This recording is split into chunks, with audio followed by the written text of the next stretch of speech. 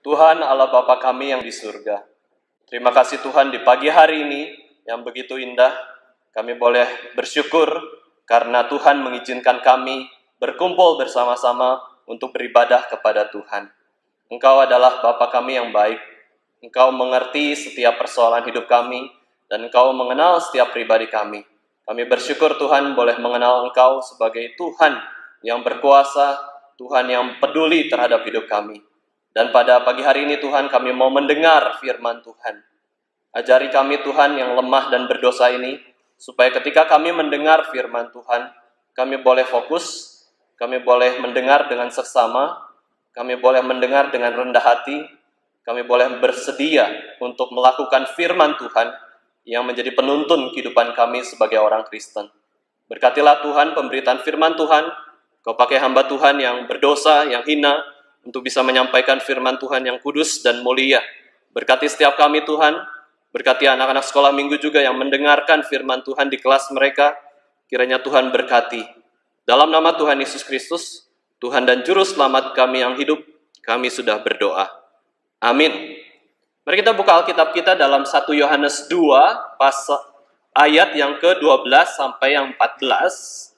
Mari kita buka Alkitab kita baca bersama-sama 1 Yohanes pasal yang kedua, ayat 12 sampai 14. Kita melanjutkan eksposisi kita dari kitab 1 Yohanes ini. 1 Yohanes 2 ayat 12 sampai 14. Kita baca bersama-sama. 2, 3. Aku menulis kepada kamu, hai anak-anak, sebab dosamu telah diampuni oleh karena namanya. Aku menulis kepada kamu, hai bapa-bapa, karena kamu telah mengenal Dia yang ada dari mulanya. Aku menulis kepada kamu, hai orang-orang muda, karena kamu telah mengalahkan yang jahat. Aku menulis kepada kamu, hai anak-anak, karena kamu mengenal Bapa. Aku menulis kepada kamu, hai bapa-bapa, karena kamu mengenal Dia yang ada dari mulanya. Aku menulis kepada kamu, hai orang-orang muda, karena kamu kuat dan firman Allah diam di dalam kamu, dan kamu telah mengalahkan yang jahat. Hari ini kita merenungkan tentang kasih karunia Allah, Bapak Ibu Saudara sekalian. Di dalam ayat yang sudah kita baca, Rasul Yohanes menjelaskan dengan bahasa keluarga kepada para pembaca suratnya. Hai anak-anak, hai bapak-bapak, hai orang muda. Yohanes menggunakan bahasa yang lebih dekat dengan tujuan untuk menghibur para pembacanya. Kenapa para pembacanya itu perlu dihibur, Bapak Ibu Saudara sekalian? Karena konteks jemaat pada waktu itu adalah mereka sedang mengalami penderitaan. Penafsir Alkitab menjelaskan bahwa para pembaca surat Yohanes ini memiliki trauma. Karena apa? Karena mereka adalah orang Yahudi yang diekskomunikasikan dari sinagog, tempat ibadah orang Yahudi, dan mengalami penolakan relasi dengan saudara-saudara mereka, mungkin dengan keluarga mereka. Mereka ditolak karena mereka menjadi Kristen. Kamu ini orang Yahudi, umat pilihan, suku terbaik, suku terpilih. Ngapain jadi orang Kristen? Orang Kristen itu sesat. Orang Kristen itu tidak mengakui Mesias yang belum datang itu. Itu pemikiran orang Yahudi. Sedangkan orang-orang Kristen mengatakan tidak, Mesias sudah datang. Yesus Kristus adalah juru selamat, raja alam semesta. Akhirnya mereka karena perbedaan kebenaran, perbedaan ajaran, mereka akhirnya diekskomunikasikan. Tadinya ibadah di sinagog hari Sabtu, beribadah bersama-sama dengan keluarga, beribadah bersama-sama dengan teman. Akhirnya mereka tidak bisa lagi ibadah. Akhirnya mereka berkumpul sebagai orang Kristen di hari Minggu, mereka beribadah bersama-sama. Mereka adalah orang-orang yang sudah hancur, mereka adalah orang-orang yang menderita, mengalami penolakan, Bapak Ibu Saudara sekalian, dari orang-orang yang dekat dengan mereka. Mereka mengalami penderitaan yang kudus. Mereka mengalami penderitaan karena iman mereka, bukan karena dosa dan kesalahan mereka. Mereka butuh penghiburan. Oleh karena itu, Yohanes mengulang dengan tulisan yang penuh dengan kasih. Mereka butuh penghiburan.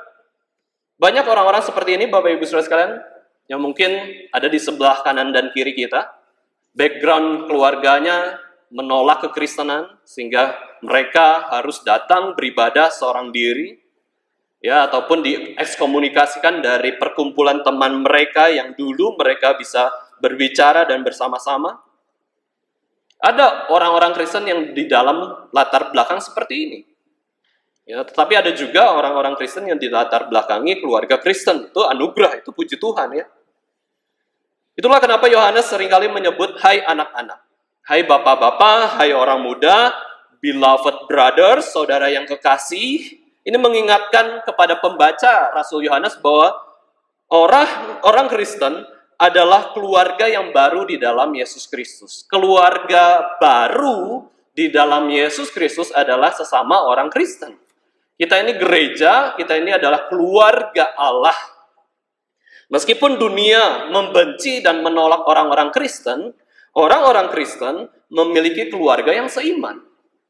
Orang-orang Kristen memiliki keluarga di dalam Yesus Kristus. Kita semua ini dulunya bukan keluarga Allah. Kita ini dulunya tersesat, terhilang. Tetapi ketika diberikan anugerah iman, kita disambungkan di dalam keluarga Allah, kita diadopsi. Inilah anugerah adopsi yang begitu besar. Kita tidak dibiarkan yatim piatu, kita tidak dibiarkan seorang diri, kita punya Allah Bapa. Kita punya Yesus sahabat kita. Kita punya Roh Kudus penolong kita. Itulah orang Kristen. Orang Kristen tidak pernah dibiarkan sendirian. Meskipun dalam kasus tertentu mungkin kita mengalami kondisi yang sendirian, betul-betul sendirian. Tetapi Allah Tritunggal tidak pernah meninggalkan kita. Yohanes tulis, aku menulis suratku ini kepada kamu, karena kamu adalah orang yang diberikan kasih karunia. Inilah alasan Yohanes menuliskan ayat-ayat ini, Bapak Ibu Saudara sekalian, bahwa ini mengingatkan mereka bahwa mereka itu sudah dipenuhi anugerah Allah. Mereka sudah tahu anugerah Allah. Mereka sudah percaya Yesus Kristus.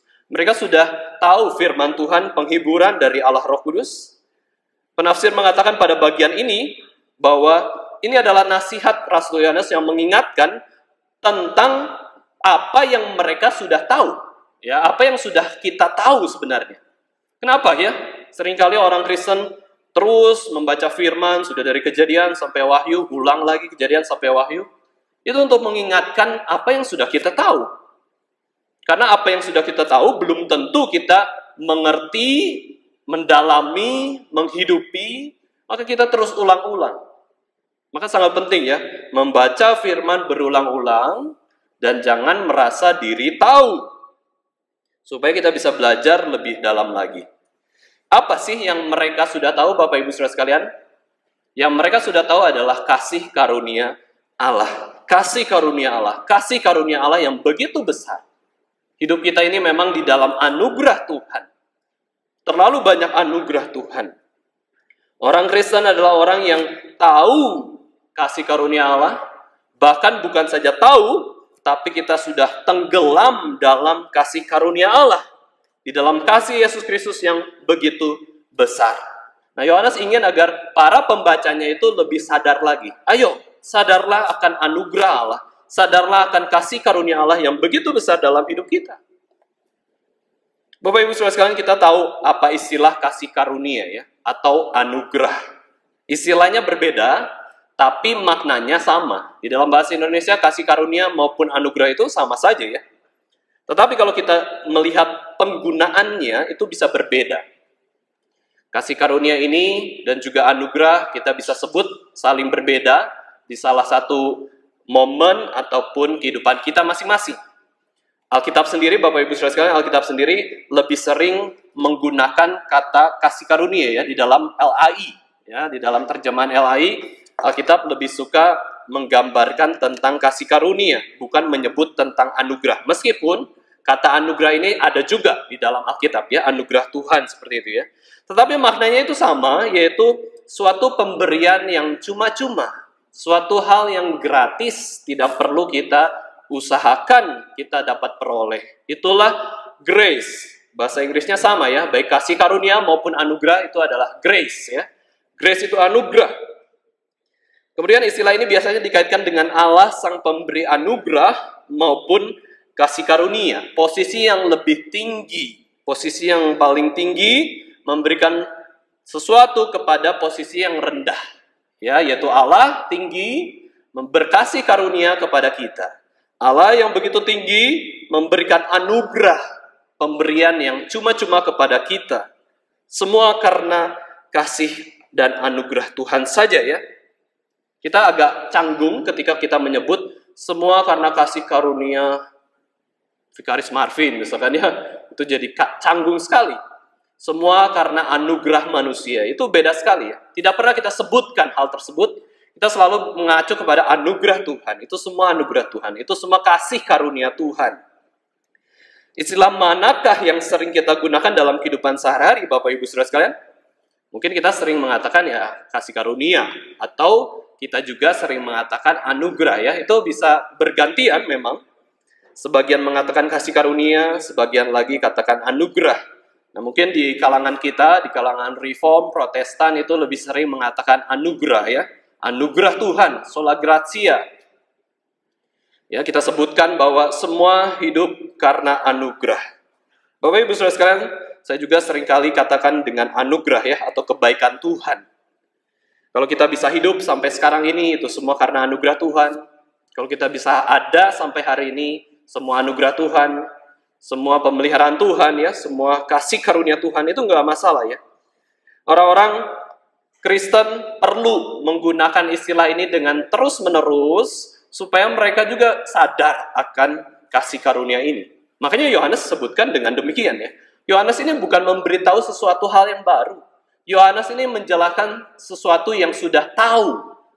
Pembacanya itu sudah tahu, yaitu tentang kasih karunia Allah. Sayang sekali jika orang Kristen tidak menggunakan istilah ini, ya. Padahal kita sudah mengalami anugerah Tuhan begitu banyak.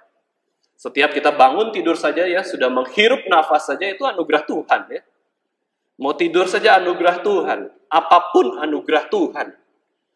Kita setiap hari begitu banyak anugerah Tuhan diberikan. Kita bisa beribadah pada hari ini, itu pun anugerah Tuhan, ya. Kita bisa memiliki teman, memiliki keluarga, memiliki pelayanan, pekerjaan, itu semua karena pemberian Tuhan. Kita bisa saja gunakan setiap saat anugerah ini, ya, kata anugerah ini. Hanya saja jangan sampai kita menjadi orang yang salah mengucapkannya, ya. Jadi perkataan yang klise saja. Oh ya, semua anugerah Tuhan, semua anugerah Tuhan. Sehingga omongan tersebut menjadi omongan yang tidak berarti. Alkitab menggunakan istilah ini juga, ya, grace ini. Bapak Ibu Saudara sekalian, poinnya adalah kita betul-betul mengerti konsep anugerah atau kasih karunia ini sangat penting dalam kehidupan kita. Percuma kita ucapkan anugerah, anugerah, anugerah, kasih karunia, kasih karunia, kasih karunia. Semua bahasa-bahasa yang begitu baik, tapi kita tidak mengerti maknanya. Efesus 2 ayat 8-9 itu mengatakan bahwa sebab karena kasih karunia, kamu diselamatkan oleh iman. Itu bukan hasil usahamu, itu bukan hasil pekerjaanmu, tetapi pemberian Allah. Orang Kristen, start awalnya itu apa? Anugerah. Orang yang betul-betul menjadi pengikut Kristus, dia harus menyadari posisi start atau mulainya dia menjadi orang Kristen itu hanya karena anugerah. Ketika berproses di dalam kehidupan ini, Bapak Ibu Saudara sekalian, itu baru kita tambahkan satu istilah, yaitu pengudusan atau usaha kita. Tetapi, apakah anugerah itu menghilang ketika kita menjalani proses di dalam kehidupan kita? Tidak hilang.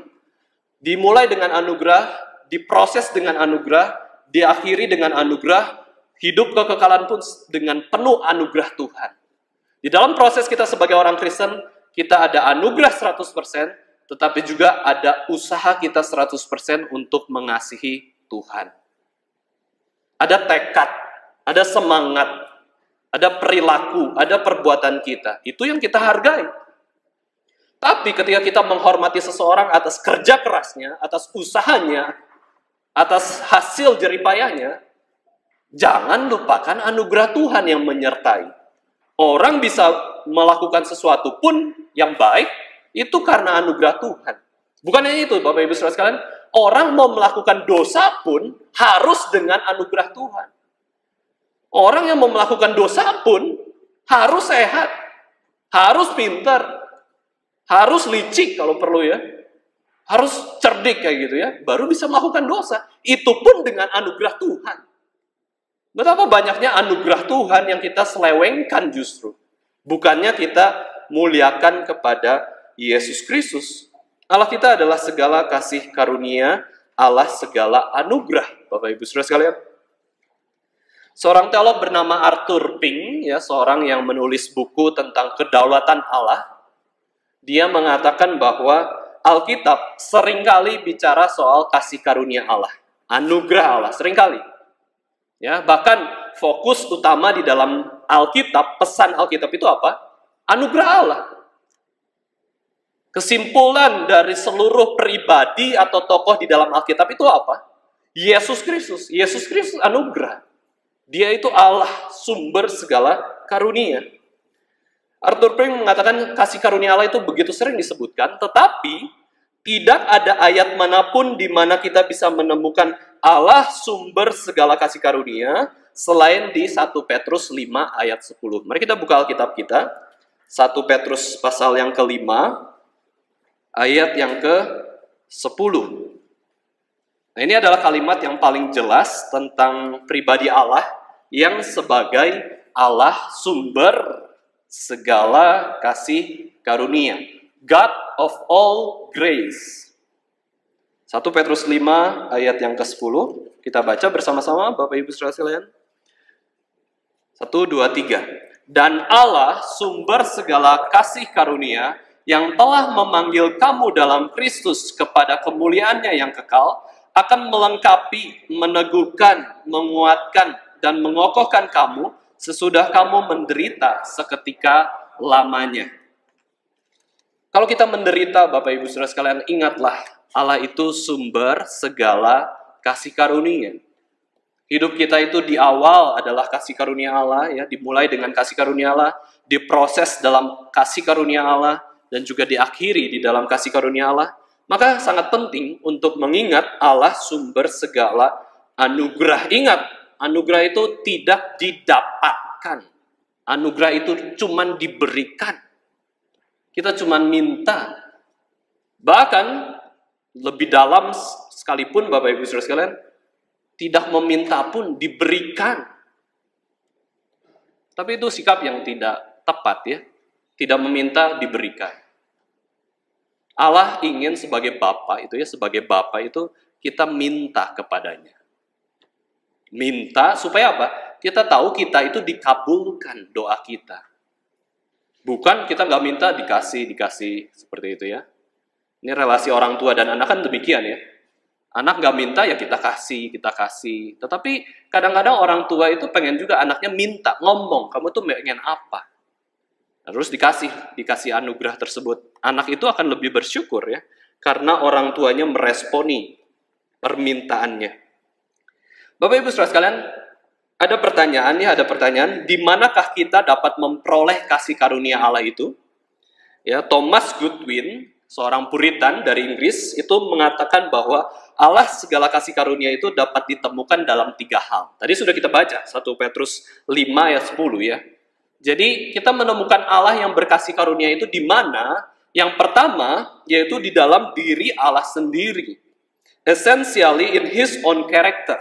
Secara esensial, secara pokok, secara dasar, waktu kita mencari kasih karunia, itu ada dalam pribadi Allah.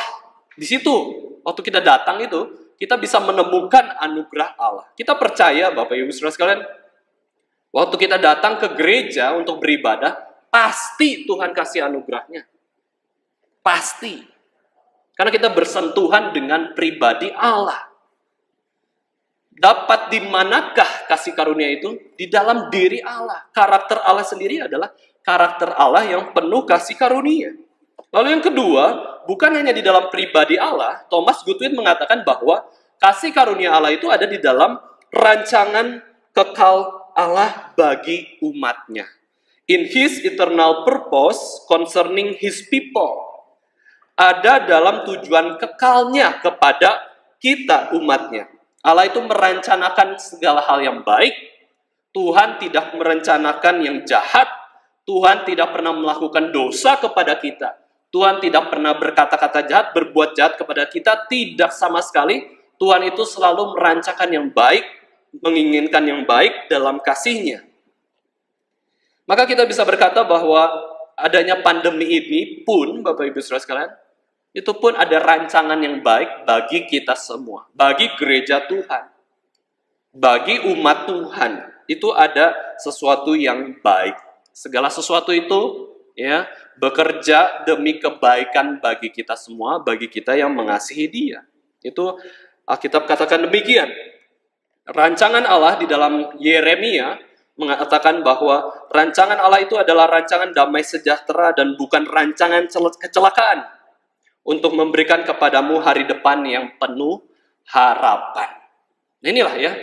Kalau kita betul-betul menyadari kasih karunia Allah, kita bisa temukan kasih karunia itu di dalam pribadinya, bukan hanya di dalam pribadinya, tetapi di dalam rencananya yang begitu baik. Maka kita nggak bisa, kalau kita betul-betul menyadari hal ini, Bapak Ibu Saudara sekalian, mungkin dalam hidup kita itu bisa saja kita tidak komplain, kita tidak mengeluh, kita tidak marah sama Tuhan, kita tidak kecewa sama Tuhan, jika kita betul-betul beriman pada Allah yang seperti ini. Dan yang ketiga, di manakah kasih karunia itu? In His actual dealings with them. Kasih karunia Allah itu waktu berelasi dengan kita, ketika Allah itu intervensi dalam kehidupan kita, itu ada kasih karunia-Nya di dalam relasi kita dengan Dia, dalam hubungan kita dengan Dia. Bapak Ibu Saudara sekalian, waktu kita bertemu dengan Allah, itu pertama-tama pasti yang kita rasa itu bukan keadilannya dulu. Allah itu adil, paling kudus, itu pasti. Tapi waktu kita bertemu dengan Allah, waktu berdoa, apakah kita mengatakan, aku takut sama Engkau Tuhan? Enggak. Engkau begitu adil, aduh aku sangat gentar. Enggak. Waktu kita pertama kali datang kepada Allah, kita akan mengatakan, Engkau itu baik Tuhan. Engkau itu sudah mengampuni dosa-dosaku. Engkau itu sumber segala kasih karunia. Di dalam Keluaran 34 ayat 6-7, Tuhan menyatakan sifatnya sendiri kepada Musa di Gunung Sinai. Tuhan berseru ya, ini Tuhan berseru sendiri. Bukan hanya kita katakan Allah itu berkasih karunia, tapi Tuhan itu berseru sendiri, dia mengatakan Tuhan, Tuhan ya. Allah penyayang dan pengasih dan panjang sabar, berlimpah kasih-Nya dan setia-Nya, yang meneguhkan kasih setia-Nya kepada beribu-ribu orang, yang mengampuni kesalahan, pelanggaran, dan dosa, tetapi tidaklah sekali-kali membebaskan orang yang bersalah dari hukuman, yang membalaskan kesalahan bapa kepada anak-anaknya dan cucunya, kepada keturunan yang ketiga dan keempat. Bapak Ibu Saudara sekalian, di dalam Keluaran 34 ayat 6-7 sendiri ya, itu Allah sendiri yang menyatakan bahwa aku ini panjang sabar, aku ini maha kasih, aku ini penyayang, berlimpah kasih-Nya dan setia-Nya. Barulah Tuhan jelaskan tentang kekudusan-Nya. Tapi ingat ya, sekali-sekali aku tidak membebaskan orang dari kesalahan, dari hukuman. Tuhan itu bisa menghukum orang. Tetapi kalau kita lihat ya, penghukuman Tuhan pun itu pun karena kasih Tuhan, bukan? Orang yang menghukum itu ada dua jenis. Orang yang menghukum dengan kasih atau orang yang menghukum dengan kebencian. Tuhan itu menghukum dengan kasih juga. Jadi waktu Tuhan menghukum kita, menegur kita, itu karena kasih-Nya yang begitu besar. Goodwin juga mengatakan bahwa kasih karunia di dalam sifatnya itu adalah seperti air mancur, fonten ya. Fonten, air mancur, atau mata air, springs. Kasih karunia itu dalam tujuannya itu seperti sumur, dan kasih karunia dalam pembagiannya merupakan aliran air. Bapak Ibu Saudara sekalian, kasih karunia Allah itu begitu limpah ya, begitu luar biasa. Seperti sumur yang ada airnya, bahkan seperti mata air yang terus mengalir ya. Kemudian pembagiannya itu seperti aliran air yang tidak pernah berhenti. Kasih karunia Allah itu ada di mana-mana. Ya, kasih karunia Allah itu ada di mana-mana. Itulah kenapa Daud di dalam Mazmur 23 mengatakan, sekalipun aku berjalan dalam lembah kekelaman. Bahasa Inggrisnya lebih jelas ya, Valley of the Death. Bayang-bayang maut, aku tidak takut bahaya sebab Allah besertaku. Allah yang beserta kita itu adalah Allah yang berkasih karunia. Sekarang kita akan bahas kasih karunia di ayat 12 sampai 14 ini. Setidaknya ada 6 kasih karunia ya. Ada 6 kasih karunia Allah yang dinyatakan di dalam 3 ayat ini. 3 ayat kasih karunia pertama itu ada pada bagian ayat 12 sampai 13. Di ayat 12 di situ dikatakan, aku menulis kamu hai anak-anak, sebab dosamu telah diampuni oleh karena namanya. Hai anak-anak, ini ditujukan oleh Yohanes kepada seluruh komunitas ya, bukan kepada anak-anak betulan ya, tapi ini kepada seluruh komunitas, karena Yohanes itu menganggap pembacanya itu sebagai anak-anak rohaninya, sebagai domba-dombanya. Dia katakan, my little children, ini adalah sebutan kepada mereka semua, baik tua, bapak ibu, pemuda, remaja, dan anak-anak juga.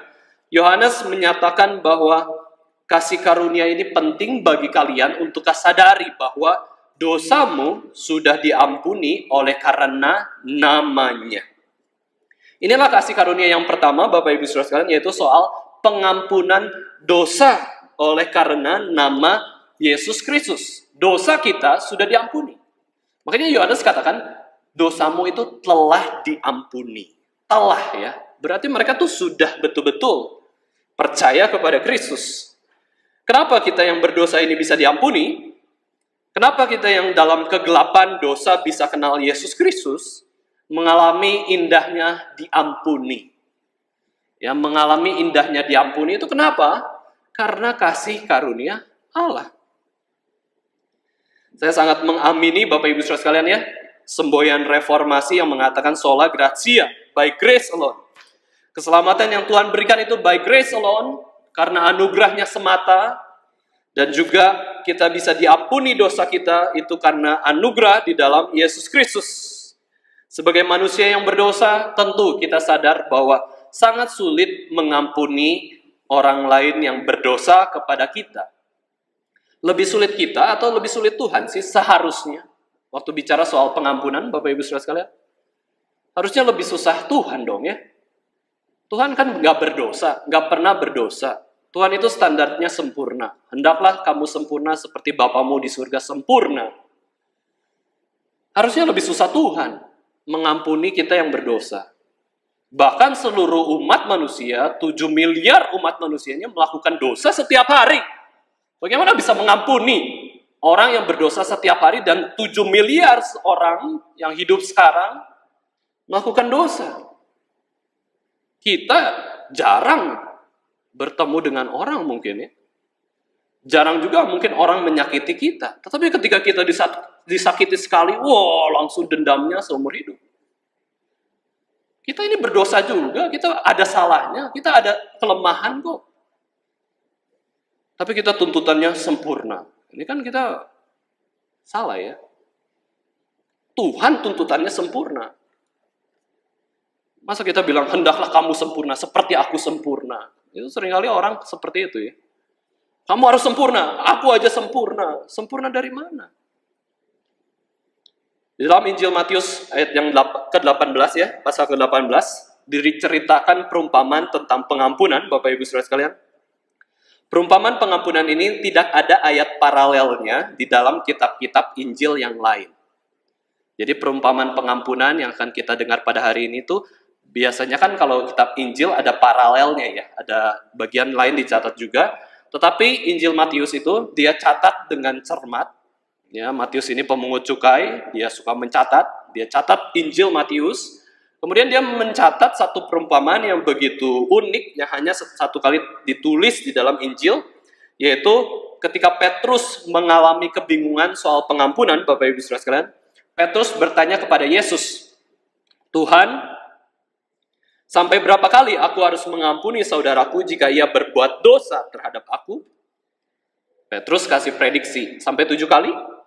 Ya, sebagai orang Yahudi kan 7 itu angka sempurna ya. Kemudian Ternyata tidak ya. Nggak ada. Kasih karunia itu nggak ada sampai berapa kalinya. Kasih karunia itu kekal.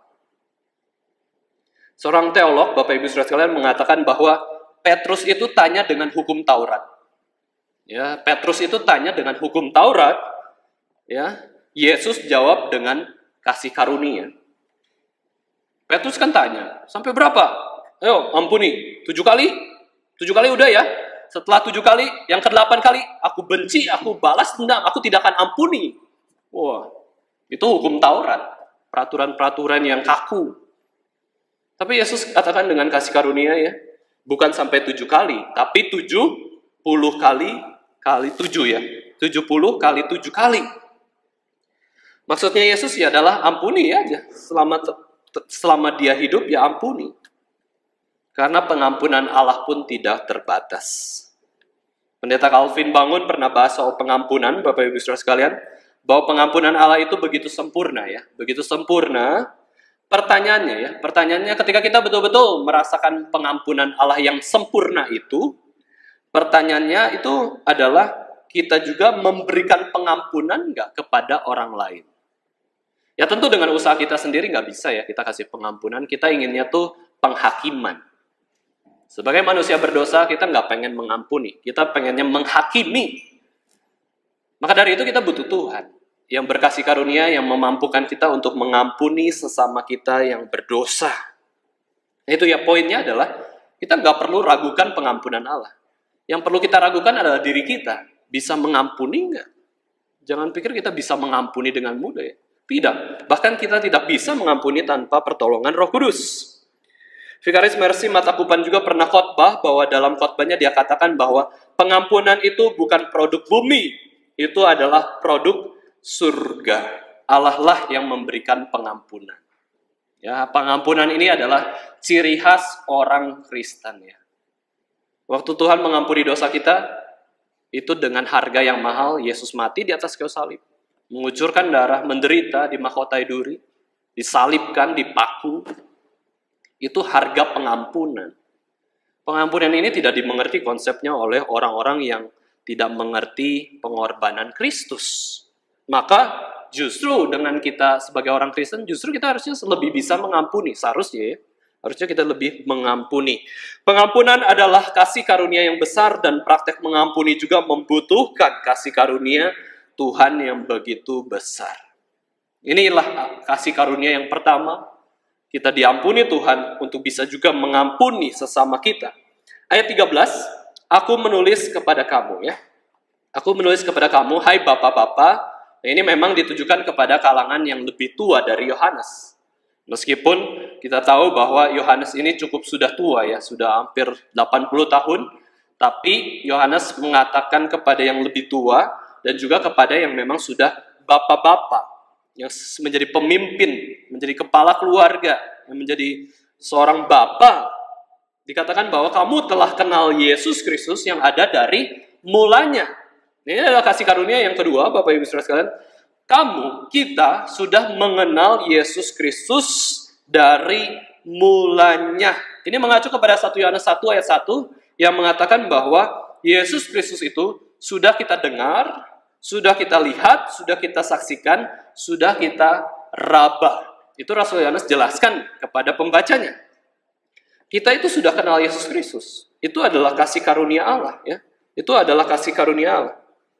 Mengenal itu tahu dan juga sungguh-sungguh percaya, relasinya dekat dan bisa menikmati ya pribadi tersebut. Itu namanya mengenal ya. Mengenal, mengetahui, percaya. Pembaca surat Yohanes ini sudah mengenal Allah dari mulanya. Yohanes hanya mengingatkan kembali. Itulah kenapa dia tulis surat. Ya, tulis surat artinya surat ini bisa dibaca kembali, bisa diingat kembali, Bapak Ibu Saudara sekalian. Ini salah satu fungsi Yohanes menuliskan kasih karunia yang diberikan Allah kepada seluruh pembacanya. Ini adalah pengingatan ya, peringatan kembali tentang kasih karunia Allah yang begitu besar terhadap pengorbanan Yesus Kristus. Yohanes mengingatkan ya, bisa kenal Yesus itu anugerah ya, Kalau nggak didapat anugerah, sampai kapanpun kita nggak bisa kenal Tuhan Yesus kok.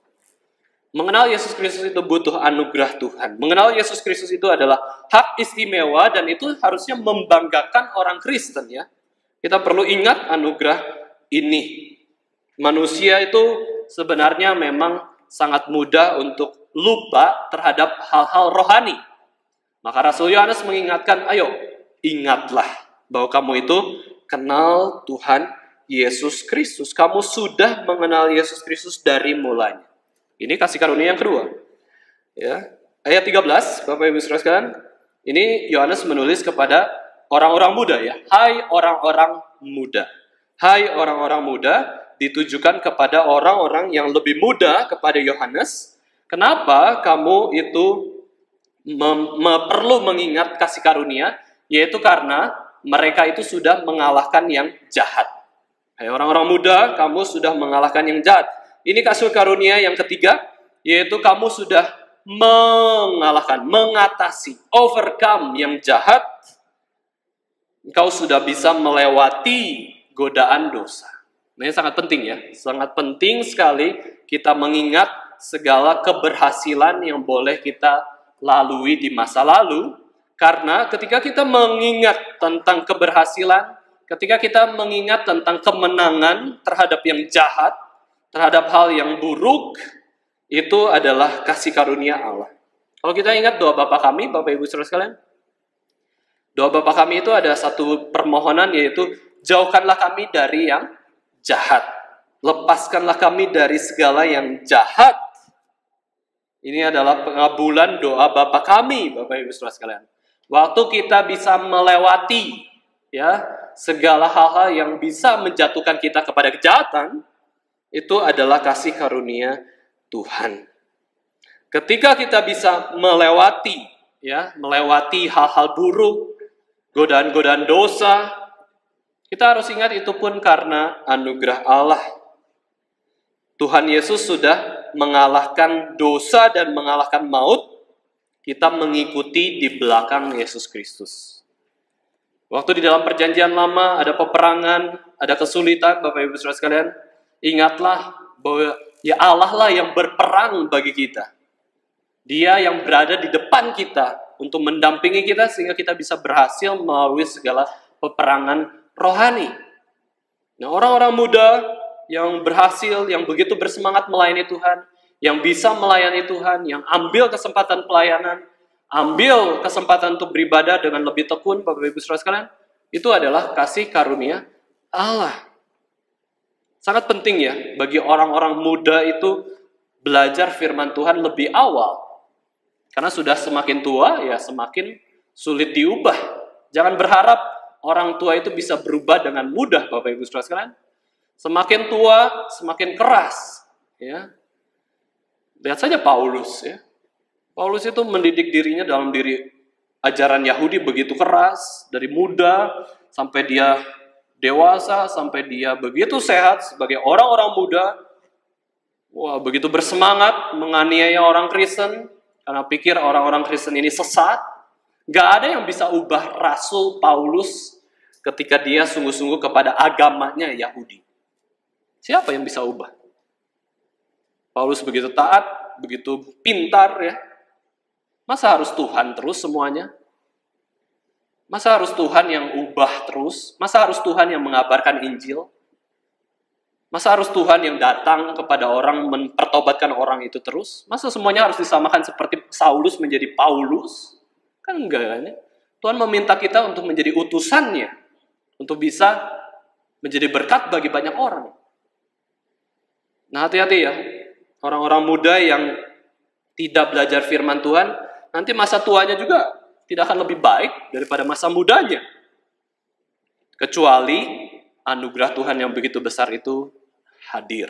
Setua apapun tidak ada yang mustahil untuk bisa berubah serupa dengan Yesus Kristus. Ini ya, anugerah yang besar, kita telah mengalahkan yang jahat. Mengalahkan yang jahat. Mengalahkan yang jahat itu seperti apa?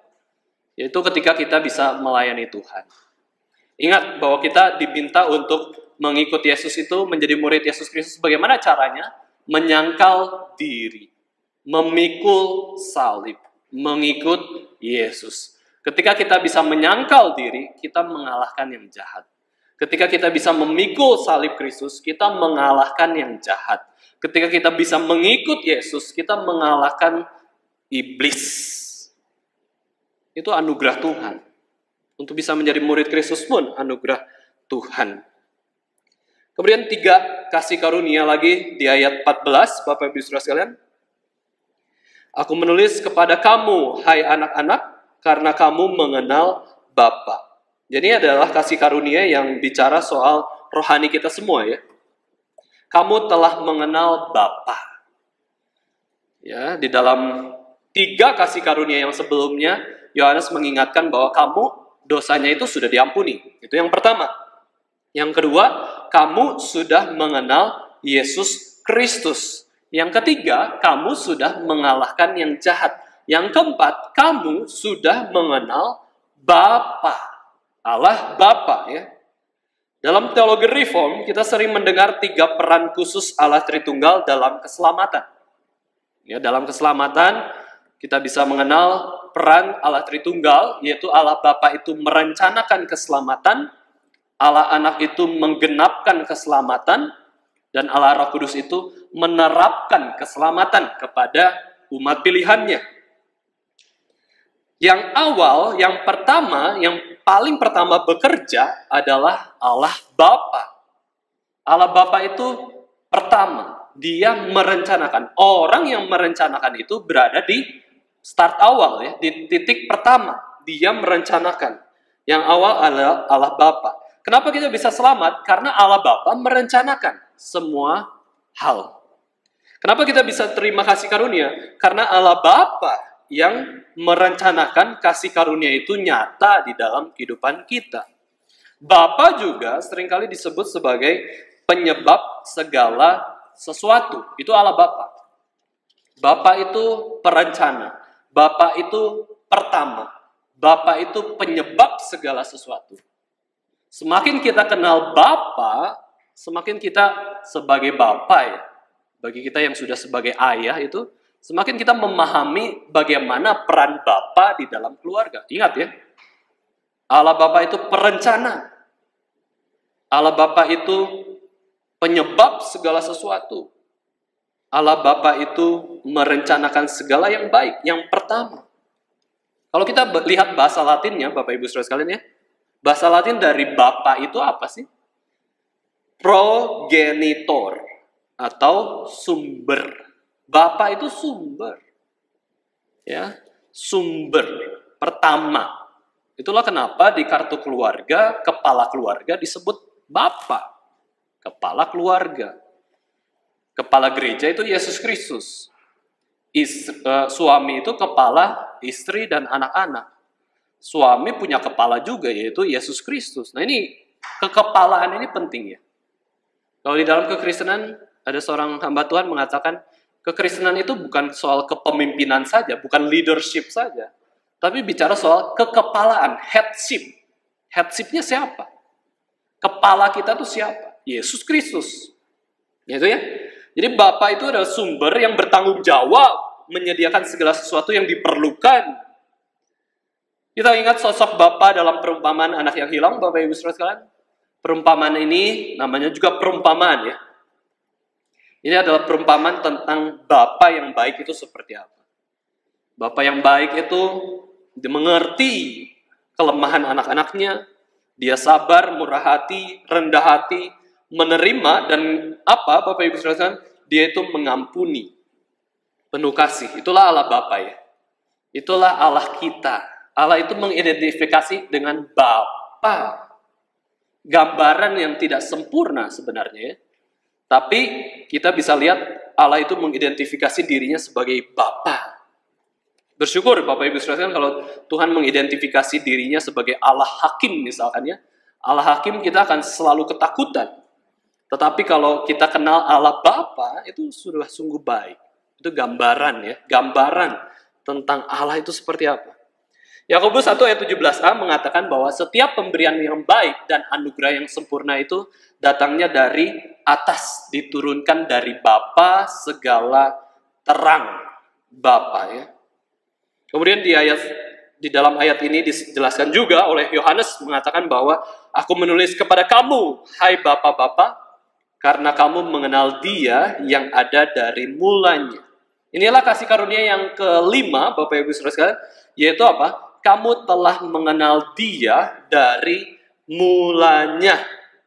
Ini adalah sebutan Yesus Kristus ketiga kalinya di dalam 3 ayat ini, Bapak Ibu Saudara sekalian. Yesus Kristus disebut terus ya. Pertama di ayat 12, kedua di ayat 13, dan ketiga di ayat 14 ini. Kamu tuh sudah kenal Yesus Kristus. Ya, kamu tuh sudah kenal Yesus Kristus, itu adalah kasih karunia Allah. Mari kita buka Alkitab kita, Yohanes 1 ayat 14, Bapak Ibu Saudara sekalian. Yohanes 1 ayat 14. Di situ dikatakan tentang Yesus Kristus ya. Kita bisa lihat tentang kasih karunia Allah. Saya akan bacakan untuk kita semua. Firman itu telah menjadi manusia dan diam di antara kita, dan kita telah melihat kemuliaannya, yaitu kemuliaan yang diberikan kepadanya sebagai anak tunggal Bapa, penuh kasih karunia dan kebenaran. Yesus Kristus itu penuh kasih karunia juga. Jika di dalam 1 Petrus 5 ayat yang ke-10 dikatakan Allah adalah sumber segala kasih karunia, di dalam ayat ini Yohanes 1 ayat 14 di situ dikatakan Yesus itu disebut anak tunggal Bapa, penuh kasih karunia. Ya, penuh kasih karunia. Ini Yesus Kristus. Dan Efesus 2 ayat 7 di situ dikatakan bahwa Ia menunjukkan kepada kita kekayaan kasih karunia-Nya yang melimpah-limpah sesuai dengan kebaikannya terhadap kita di dalam Yesus Kristus. Ya. Ini pengulangan lagi tentang Yesus Kristus, mensyukuri anugerah Yesus Kristus dalam kehidupan kita. Maka semakin kita kenal Yesus Kristus, semakin kita hidup di dalam kasih karunia. Semakin kita tinggal dalam Yesus Kristus, semakin kita berelasi dengan Yesus Kristus, semakin kita dekat dengan Yesus Kristus, kita akan menjadi orang juga yang penuh kasih karunia. Tetapi bukan hanya itu, di dalam Yohanes dijelaskan bahwa kita juga, Yesus Kristus juga adalah penuh kebenaran. Penuh kasih karunia dan penuh kebenaran. Kita pun akan dipenuhi dengan kebenaran. Ya, kita pun akan mengikuti perintah Yesus bagaimana mengasihi Allah itu.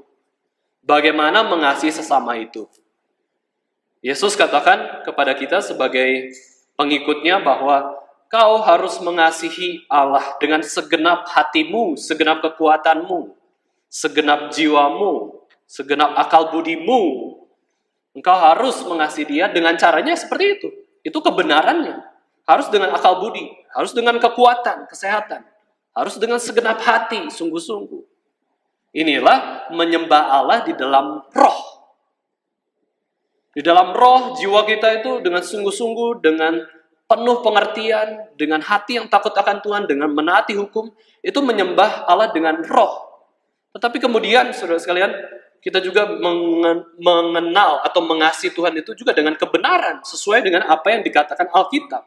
Menyembahnya itu seperti apa? Ya, menyembah dengan akal budi itu seperti apa? Kemudian kita juga diperintahkan untuk mengasihi sesama, yaitu mengasihi sesama seperti kamu mengasihi dirimu sendiri. Itu syarat yang sederhana, yang paling mula bahwa kasihlah sesamamu manusia seperti kamu mengasihi dirimu sendiri.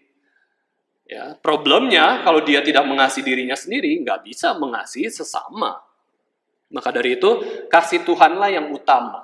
Ketika kita dikasihi oleh Allah, kita bisa mengasihi Allah. Dan ketika kita sudah dikasihi Allah, kita pun bisa mengasihi sesama kita manusia dengan cara yang benar.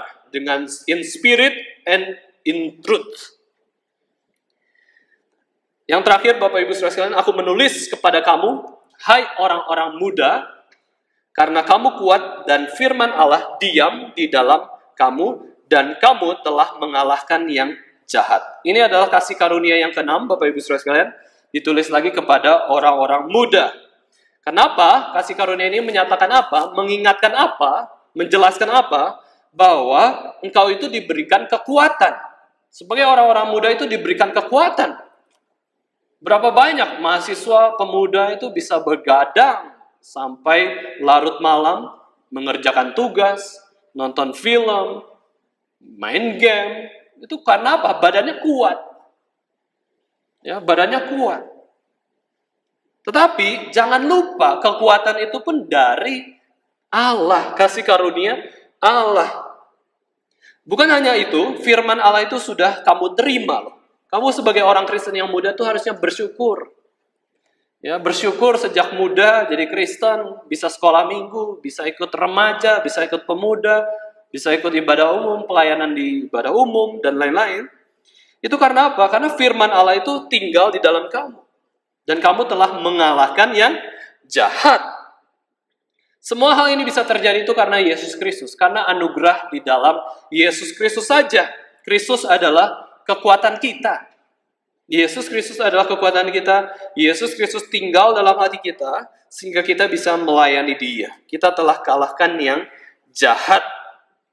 Kristus adalah pokok anggur dan kita rantingnya. Bapak Ibu Saudara sekalian, inilah ya yang Yohanes tulis. Yohanes mengawali di dalam 3 ayat ini, Bapak Ibu Saudara sekalian, mengawali setiap kalimatnya itu dengan apa? Aku menulis kepada kamu. Aku menulis kepada kamu. Aku menulis kepada kamu. Aku menulis kepada kamu. Aku menulis kepada kamu 5 kali. 5 kali Yohanes tulis kepada kamu. Tulis kepada kamu. Untuk apa sih? Tulis kepada kamu, tulis kepada kamu. Cukup sekali aja di awal surat, aku menulis kepada kamu, terus kan semua kita tahu itu Yohanes yang tulis. Tetapi kenapa Yohanes itu ulang-ulang terus? I wrote to you. Aku tulis kepada kamu, aku tulis kepada kamu. Itu menyatakan bahwa keseriusan Yohanes di dalam tulisannya. Sungguh-sungguh, tolong perhatikan apa yang aku tulis ini. Kata demi kata. Firman Tuhan. Ya, firman Tuhan. Yohanes tulis dengan kesungguhan hatinya. Yohanes tulis sesuatu itu dengan hati-hati, dengan komprehensif, kebenaran yang bermanfaat bagi orang, dia tulis. Dan ternyata, ya Tuhan pakai tulisannya itu menjadi firman Tuhan yang kita bahas pada hari ini. Bapak Ibu Saudara sekalian, itu juga adalah pengaruh tulisan ya. Sekarang kita suka nggak menulis dengan tangan kita? Jarang ya. Mungkin yang masih kuliah, tulis dengan tangan. Bapak Ibu Saudara sekalian, bisa dikatakan ya, sidik jari kita unik, hanya ada satu di dunia. Tulisan kita juga unik loh. Satu saja jenisnya di seluruh dunia. Nggak ada yang persis sama. Satu orang pun nggak ada. Tulisan kita itu satu-satunya ada di dalam diri kita sendiri. Jenisnya. Kalau kita lihat WA, sekarang kan kita nulisnya pakai jempol ya. 2 jempol aja, atau mungkin sekarang yang muda-muda, kadang malah saya lihat yang muda-muda itu gini ya, tunjuk pakai satu tangan. Kita pakai jempol, Bapak Ibu Saudara kan, itu juga bisa belajar dari firman hari ini, hati-hati dalam menulis. Ya, hati-hati menulis. Pribadi kita itu, Bapak Ibu Saudara kan, unik. Tulisan WA kita dengan orang lain, kalau kita kenal orangnya itu, kita tahu stylenya gimana. Komanya di mana, titik-titiknya di mana gitu ya. Huruf besarnya yang mana, kita bisa tahu loh. Kalau kita betul-betul mengenal orang tersebut, cara WA-nya aja tahu kok. Ini dari siapa, kalau kita betul-betul perhatikan ya. Maka, tulisan itu memang multitafsir. Hati-hati, firman Tuhan multitafsir juga. WA pun, Bapak Ibu Saudara, kita tulis. Kita nggak marah, dianggap orang marah. Kita lagi happy, dianggap ini nggak happy ya. Maka hati-hati dalam menulis ya. Kita perlu jelaskan secara objektif. Kalau perlu kasih konteks. Saya tuh begini, maka begini gitu ya. Gak apa-apa.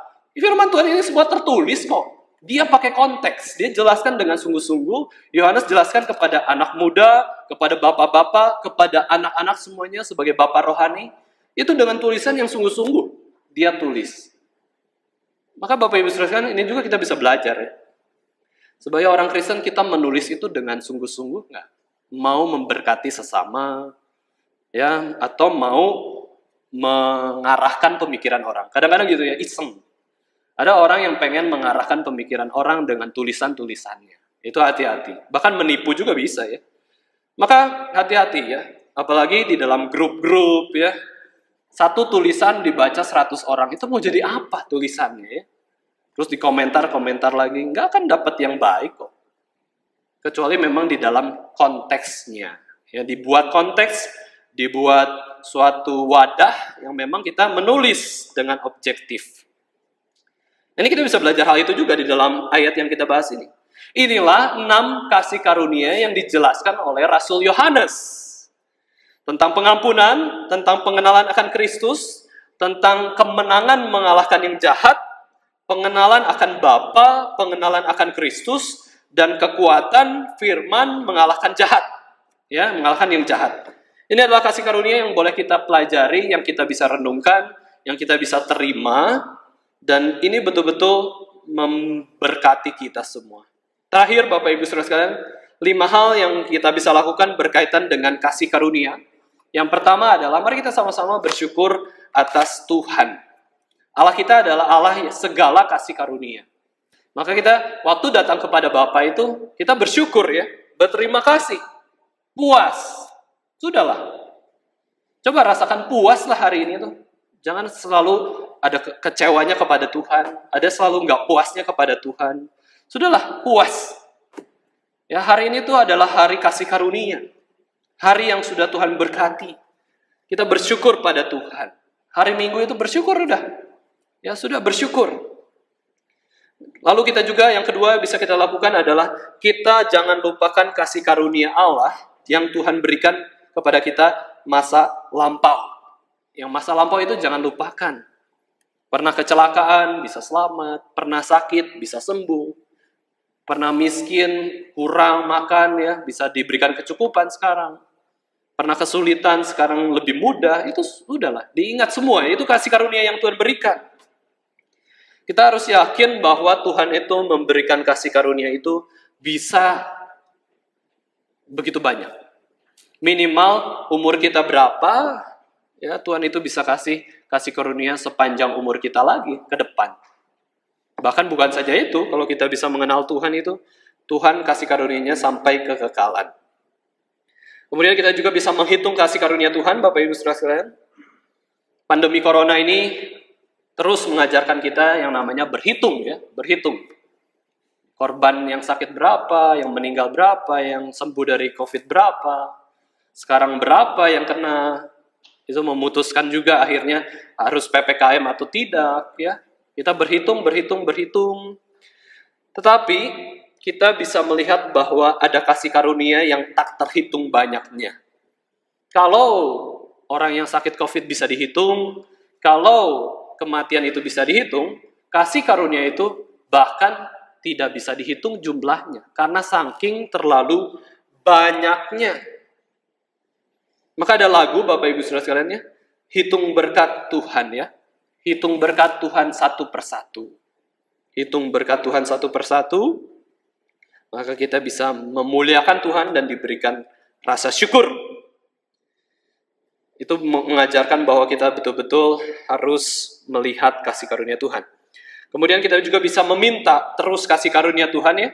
Bukan hanya bersyukur, bukan saja tidak melupakan kasih karunia, tetapi juga hitung kasih karunia, tetapi kita juga bisa terus minta kasih karunia kepada Tuhan, karena Tuhan adalah Allah yang beranugerah, yang memberikan kita kasih karunia-Nya, dan kita itu meminta supaya kita juga bisa menyenangkan Tuhan di dalam kehidupan kita. Terus minta kasih karunia. Dan juga jangan lupa ya, ketika kita terus tenggelam dalam kasih karunia, jangan lupakan pemberi kasih karunia itu. Seringkali orang-orang ya, pada umumnya orang-orang Kristen, ketika sudah dapat kasih karunia Tuhan, puji Tuhan, puji Tuhan. Ya, Tuhan itu baik.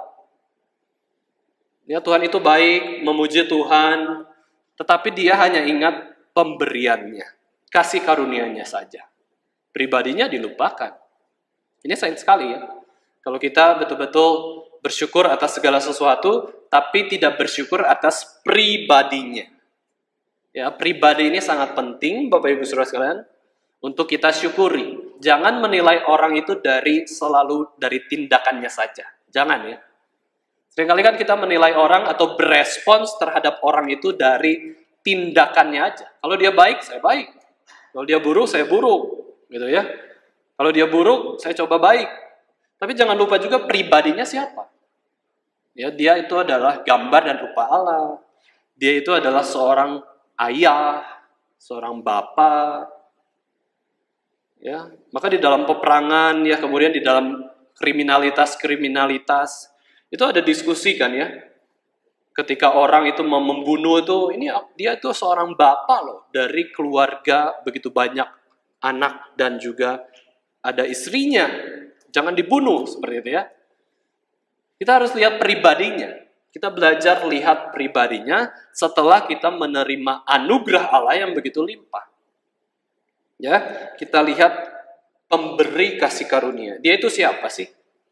Dia itu orang Kristen, dia itu orang bukan Kristen, dia itu gambar dan rupa Allah, dia itu keluarga kita, dia itu orang tua kita, dia itu suami atau istri kita, dia itu anak-anak kita. Kita lihat pribadinya dan kasihi pribadinya. Ya. Jangan hanya fokus kepada pemberiannya atau apa yang dia bisa berikan. Baru kita meresponi, bukan. Kita meresponi pribadinya. Itulah ya, pemberi kasih karunia itu lebih besar dari kasih karunia itu sendiri. Jangan mau berkatnya Tuhan saja. Jangan mau berkat Tuhan saja. Jangan mau senangnya saja. Menderitanya juga kita terima. Menderita bagi Kristus, itu ada panggilannya sendiri. Alkitab jelaskan demikian. Ya, kita menderita bagi Kristus pun, bahkan itu pun adalah kasih karunia lagi ya. Jadi, waktu kita memahami begitu banyak tentang kerohanian orang Kristen, itu semua tidak lepas dari kasih karunia Allah. Anugerah Allah yang begitu besar itu. Maka dari itu kita ingat pemberinya. Pribadinya kita ingat. Jangan berkatnya saja. Kiranya Bapak Ibu Saudara sekalian dalam kehidupan kita bisa mengingat terus kasih karunia Allah. Kiranya kita bisa terus memberikan kasih karunia Allah kepada orang-orang di sekitar kita.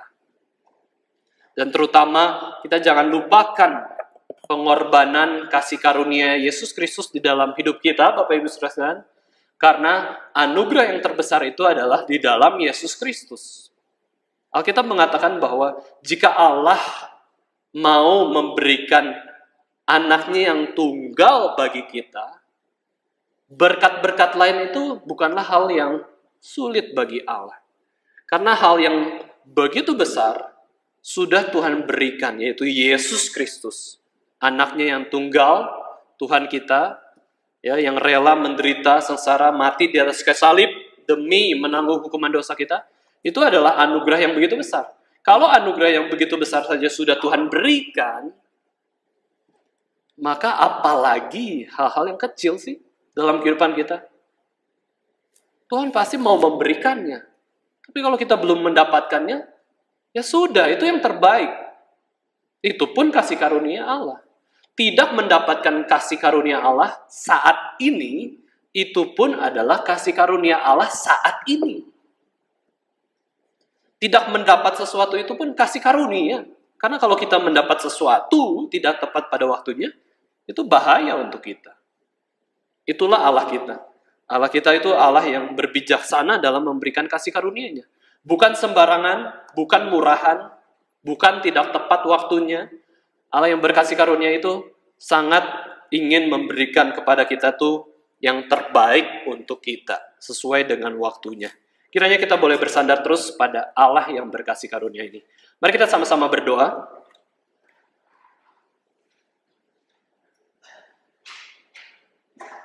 Tuhan Allah kami yang di surga, Allah sumber segala kasih karunia, kami datang padamu Tuhan sebagai orang Kristen yang membutuhkan kesadaran akan kasih karunia Allah. Sebagai orang Kristen kami tidak kurang kasih karunia Tuhan. Bahkan kami terlalu cukup kasih karunia Tuhan itu dalam hidup kami. Tapi seringkali Tuhan kami melupakan kasih karunia Tuhan. Seringkali kami juga tidak menghargai kasih karunia Tuhan, malah kami menggunakan kasih karunia Tuhan, anugerah Tuhan untuk melakukan hal-hal yang berdosa kepada Tuhan. Ampunilah dosa-dosa kami Tuhan. Tolonglah kami supaya kami boleh semakin mengenal Engkau sebagai Allah kami. Allah yang sungguh-sungguh penuh kasih karunia dan penuh kebenaran juga. Dan ketika kami mengenal Engkau, ketika kami berelasi dengan Engkau, kiranya hidup kami pun ditransformasikan untuk menjadi hidup yang berkasih karunia juga kepada orang-orang di sekitar kami. Tolonglah kami Tuhan, supaya kami tidak melupakan kasih karunia Tuhan, supaya kami bisa bersyukur atas segala berkat yang sudah Tuhan berikan, dan kami juga bersyukur atas pribadi Allah yang boleh kami kenal di dalam Yesus Kristus. Terima kasih Tuhan untuk pengorbanan yang begitu besar yang Tuhan nyatakan di dalam Yesus Kristus. Ajar kami terus untuk menyatakan kasih karunia Allah di dalam kehidupan kami kepada sesama kami. Di dalam nama Tuhan Yesus Kristus, kami sudah berdoa dan mengucap syukur. Amin.